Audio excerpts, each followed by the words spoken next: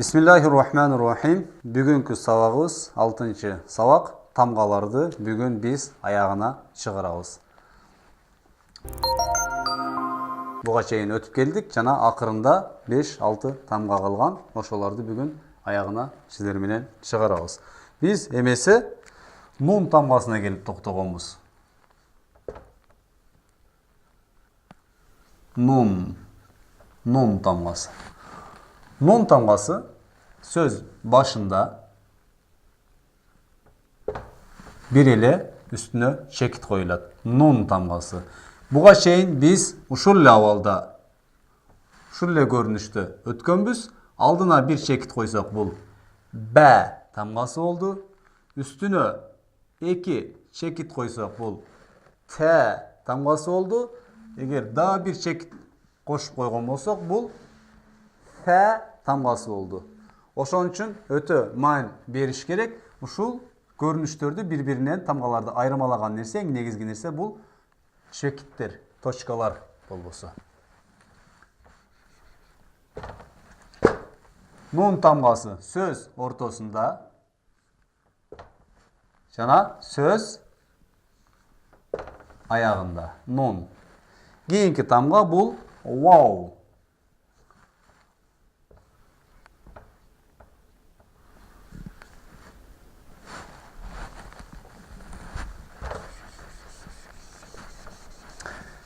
Кейінгі тамға бұл бізден вау тамғасы.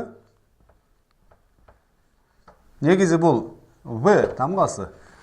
Қырғыз тілінде в деп айтылғанда біраз араб тілімен түшпей қалғандығы үшін у тамғасымен айтқанда тура болады. Бат айтқан болсақ вау. Мысалы вама, вахада дегенде ва тамғасы. Сөз башында ва. Ешқандай кейінгі тамғаға уланбай жазылады егерде bir сөздің башында ва тамғасы менен башталған болса. Сөз ортосында жана сөз аяғында. Вау тамғасы сөз ортосында жана сөз аяғында бири-бирине окшош эле болуп жазылат. Жана кейінгі тамға бұл хә тамғасы. Егер эсибизде болгон болсо, буга чейин 2 ха тамгасын өттүк. Бул 3-чү ха тамгасы болот.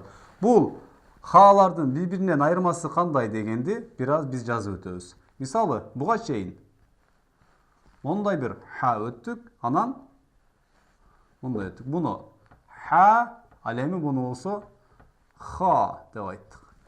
Бул эң катуу тамга, тамакты кырылган абалда ха. Бул ха. Мисалы, халак. Ха болсо рахман. Халку же болбосо. Ал эми бул тамга, ха тамгасы экөөнөн айырмаланып, бул ичтен чыгат, жумшак болгон абалда. Ха. Мисалы, хуа, илайхи, Аллаху.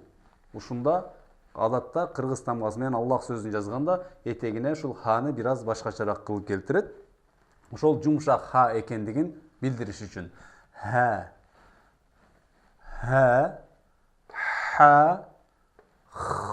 тамгасы. Эмесе, кайра темабызга кайтабыз. Сөз башында ха тамгасы. Жазылыш тартиби. Кармайбыз, ылдыйга бир айлантабыз. Бул ха тамгасы.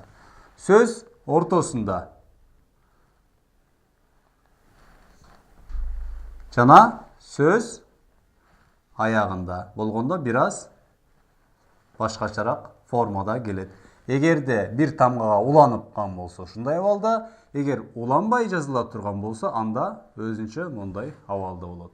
Ханын сөз аягында келгенде 2 абалы бар. Сөз бир алдындағы сөзгө, алдындағы тамгага уланган болсо, бул куйругу менен келет дагы, уланбаса өзүнчө жазылат. Мисалы, лам тамгасын улай турган болсок, мына мондай жазылат. Уланбай жазылган болсо өзүнчө болуп калат. Лам алиф тамгасы. Лам алиф. Адатта бул эки тамганы бири-бирине кошулган деген дагы айтылып жүрөт. Өзү лам эле, андан кийин алифти мындай кошуп койдук. Ошон үчүн бул жерде лам алиф деген сөз тамга келип чыкты. Лам алиф. Лам алиф сөз башында дагы, сөз ортосунда деле дээрлик ушул абалда келе берет. Дагы башка форма, бир аз башкача сүрөттө жазылат. Кээ бир булактарда моундай жазылат. Экөө тең эле ушул лам алиф. Мейли ал мындай жазылсын, мейли ал мындай абалда жазылсын. Бул лам. Көбүнчө бул ла дегенде иштетилет. Бунун өзүнүн ордунда баса белгилеп өтөбүз. Ал эми акыркы тамга болсо бул я тамгасы. Я. Сөз башында. Я. Эскерте кетчү нерсе, ушул эле сүрөттүн алдына бир чекит коюлса бул б тамгасы болду. Эки чекит коюлса бул я тамгасы болот. Сөз ортосунда эки чекит алдында жана сөз аягында. Сөз аягында я тамгасы.